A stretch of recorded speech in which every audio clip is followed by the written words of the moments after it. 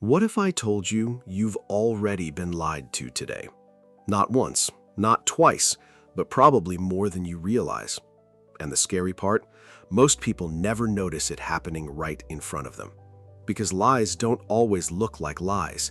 Sometimes they look like a smile, a calm voice, a confident answer.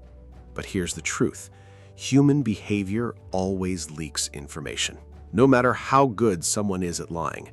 And once you know what to look for, you can't unsee it. Let's break it down. First, pay attention to emotional mismatch.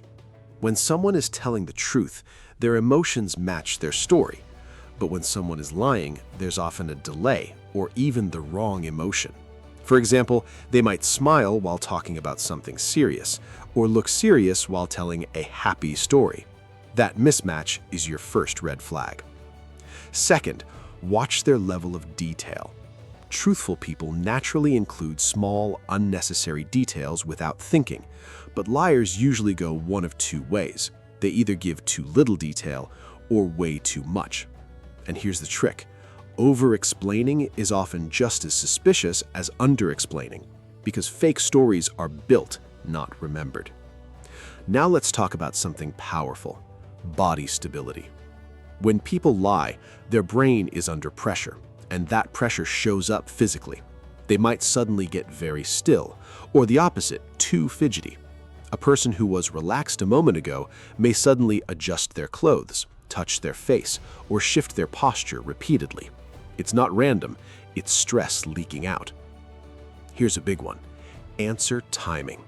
Truth comes naturally. Lies need construction.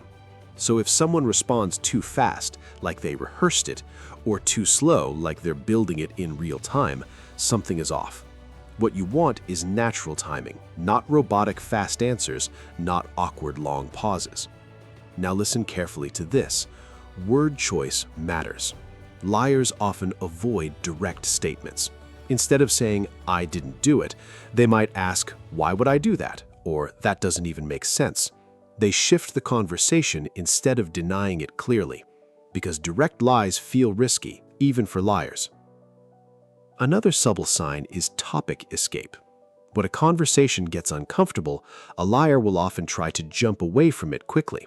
They might suddenly change the subject, ask you a question, or bring up something unrelated, not because they forgot the topic, but because they want distance from it. Now here's something people underestimate: repetition under pressure. If you ask someone the same question later in a slightly different way, truth stays stable, but lies, they start to drift. Small details change, order changes, sometimes even the story changes completely.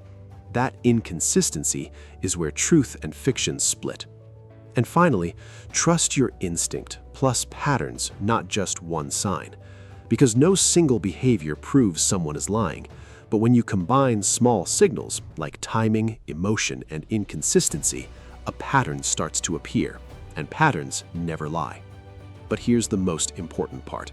This isn't about becoming paranoid, it's about becoming aware. Because once you understand human behavior, you stop being easily manipulated, and you start seeing people for who they really are, not just what they say. If this made you think differently about how people communicate, you already know what to do. And next time someone talks to you, pay attention, not just to their words, but everything around them. Because the truth is never only spoken, it's revealed.